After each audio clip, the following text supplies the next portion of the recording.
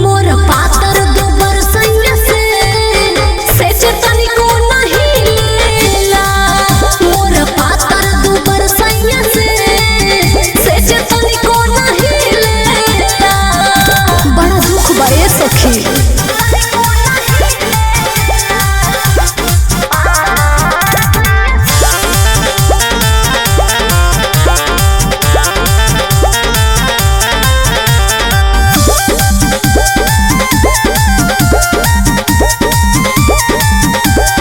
रही रही कलपे हमरो मन जी, बुझे भकार ना हमरो गजन जी।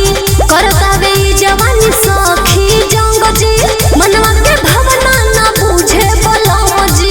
सांझे के सूत जालन रही रही